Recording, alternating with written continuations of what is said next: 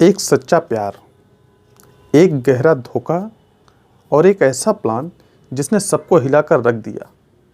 क्या आप सोच सकते हैं, जो घर सबसे सुरक्षित होता है वहीं पर ऐसा कुछ हो सकता है। नमस्कार दोस्तों, मैं पवन। आज की जो कहानी मैं आपको सुनाने जा रहा हूँ वो राजस्थान के भरतपुर ज़िले के नौ गांव में पवन शर्मा के नाम का एक व्यक्ति रहता है, जो स्वभाव से बेहद सरल और सीधा साधा था। वह सभी के साथ मिलनसार और दोस्ताना व्यवहार रखते थे, जिससे लोग भी उसे पसंद करते थे। 3 जून 2015 को पवन की शादी रीमा शर्मा नाम की एक लड़की से होती है, जो कानपुर की रहने वाली थी। रीमा ना सिर्फ बेहद खूबसूरत थी, बल्कि अच्छी तरह शिक्षित भी थी। पवन अपनी पत्नी रीमा से बहुत प्यार करता था। शादी के बाद पवन को दिल्ली में नौकरी मिल जाती है, जिससे उसे दिल्ली जाना पड़ता है। अब रीमा भरतपुर में अकेली रहती थी, जबकि पवन दिल्ली में नौकरी करने चला जाता था। 4 साल तक पवन दिल्ली में काम करता रहा, जबकि रीमा भरतपुर में ही रहती थी। लेकिन 2019 में पवन ने रीमा को भी अपने साथ दिल्ली ले जाने का फैसला किया।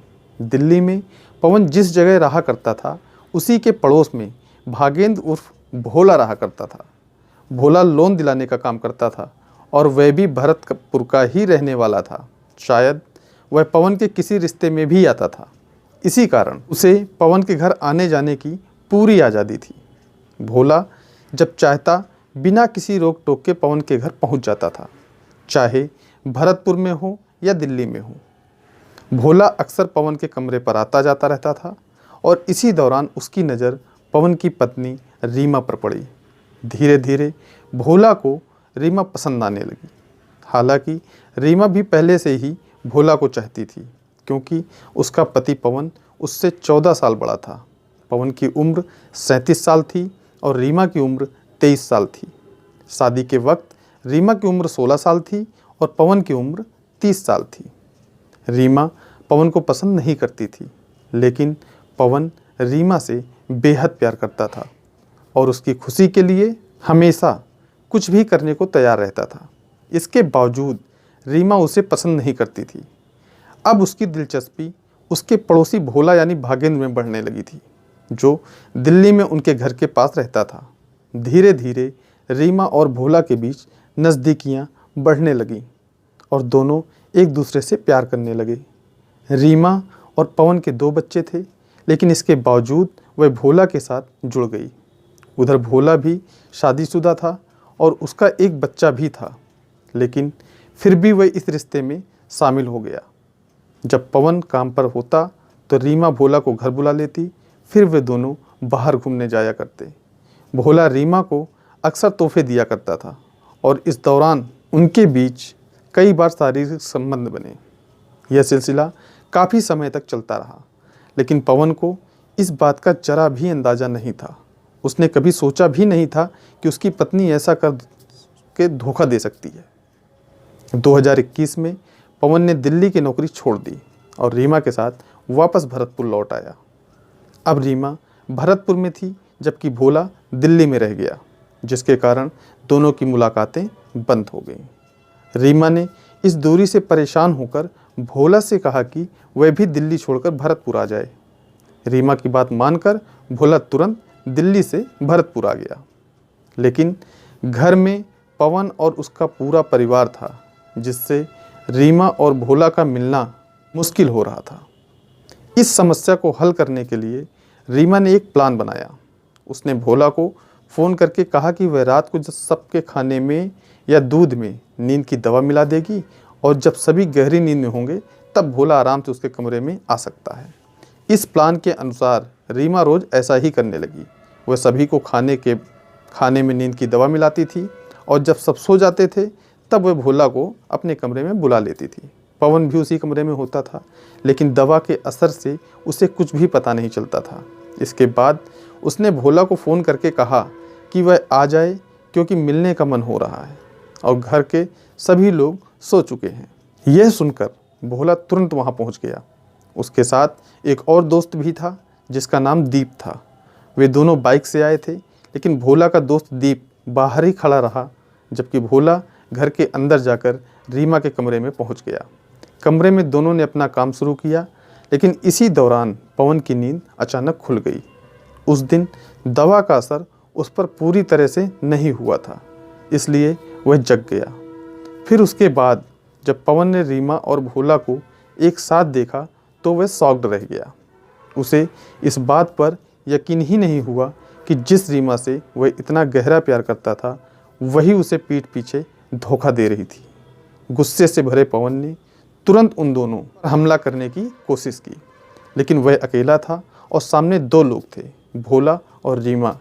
इस वजह से पवन उन पर भारी नहीं पड़ सका। दोनों ने मिलकर पवन पर हमला कर दिया।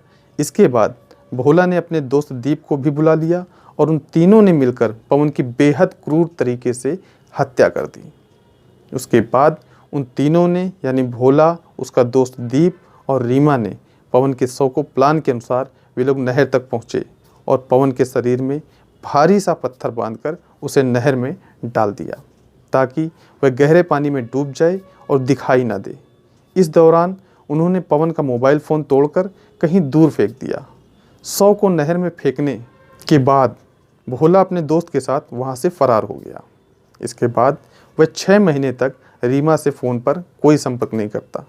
कभी कभी अगर बात करता भी था तो किसी दूसरे नंबर से करता था, क्योंकि उन लोगों ने पहले ही तय कर लिया था कि पुलिस की निगरानी से बचने के लिए 6-7 महीने तक फ़ोन पर बात नहीं करेंगे, और अगर करेंगे भी तो नए नंबर का इस्तेमाल करेंगे ताकि किसी को शक ना हो।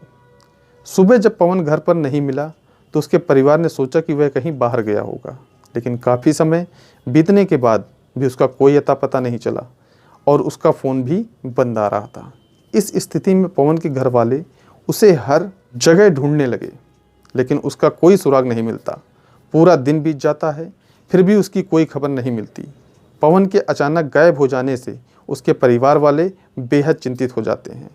रीमा भी ढोंग करने लगती है और कहती है कि शायद पवन उससे नाराज़ होकर कहीं चला गया है। पवन के पिता हरि प्रसाद शर्मा पुलिस स्टेशन जाकर शिकायत दर्ज कराते हैं और कहते हैं, साहब, मेरा बेटा अचानक से लापता हो गया है, कृपया किसी भी तरह से उसे ढूंढ निकालिए, हमारा एक ही बेटा है। अब पुलिस पवन की जांच पड़ताल में जुट जाती है और उसे ढूंढने की पूरी कोशिश करती है, लेकिन कोई सुराग नहीं मिलता। इस बीच करवा चौथ का त्यौहार आ जाता है। रीमा घरवालों का भरोसा जीतने के लिए व्रत भी रखती है।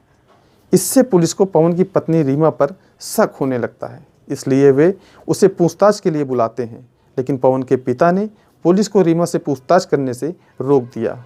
उन्होंने कहा, मेरी बहू बहुत ही सीधी और नेक इंसान है, वह ऐसा कोई गलत काम नहीं कर सकती। उसका मानना था कि पवन खुद ही कहीं चला गया है, इसलिए रीमा से सवाल जवाब ना करें। पवन के पिता को अपनी बहू पर पूरा भरोसा था। इसके बाद पुलिस पवन के फ़ोन को ढूंढने की कोशिश में लग जाती है। पुलिस ने काफ़ी मेहनत की, लेकिन फिर भी कोई फ़ोन का सुराग नहीं मिला। अब सवाल उठने लगे कि आखिर पवन का कुछ पता क्यों नहीं चल रहा है, क्या उसके साथ कुछ अनहोनी तो नहीं हो गई। धीरे धीरे 5 महीने बीत गए और पुलिस को अब तक कोई सबूत नहीं मिला, जिससे रीमा और भोला दोनों निश्चिंत हो गए। दोनों का पूरा यकीन हो गया था कि पवन की मौत का राज हमेशा छिपा रहेगा और अब उन्हें कोई पकड़ नहीं सकेगा। लेकिन उनकी यह सोच पूरी तरह से गलत थी, क्योंकि रीमा की सच्चाई जल्द ही सबके सामने आने वाली थी। उसकी मासूमियत के पीछे छिपा भयावह चेहरा अब उजागर होने वाला था। 16 अक्टूबर की रात रीमा ने भोला को फ़ोन कर अपने कमरे में बुलाया। भोला तुरंत उसके पास पहुंचा और सही मौका पाकर चुपचाप उसके कमरे में घुस गया। इस बीच पवन के पिता अपने बेटे की चिंता में परेशान होकर घर के बाहर टहल रहे थे। पवन के पिता को उस रात नींद नहीं आ रही थी।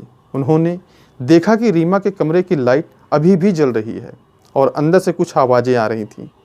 जब वह कमरे के पास पहुँचे तो जो दृश्य उन्होंने देखा वह उनके लिए किसी बुरे सपने से भी भयानक था।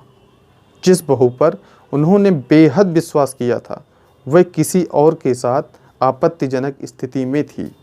यह देखकर उन्होंने तुरंत कमरे का दरवाज़ा बाहर से बंद कर दिया और तुरंत पुलिस के साथ साथ भोला के परिवार वालों को भी बुलाया।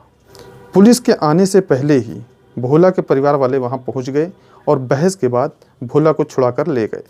जाते जाते भोला ने पवन के पिता को धमकी दी कि जैसे तेरे बेटे को मारा था वैसे ही तुझे भी मार दूंगा। यह सुनकर हरि प्रसाद का शक यकीन में बदल गया। वे गहरे दुख में डूब गए क्योंकि अब उन्हें समझ आ गया था कि उनका बेटा इस दुनिया में नहीं रहा। इसके बाद उन्होंने पुलिस को पूरी घटना बताई।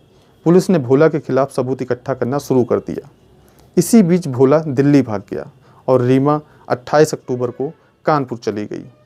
20 नवंबर को पुलिस के हाथ कुछ अहम सबूत लगे, जिसके बाद उन्होंने रीमा को फ़ोन करके थाने बुलाया।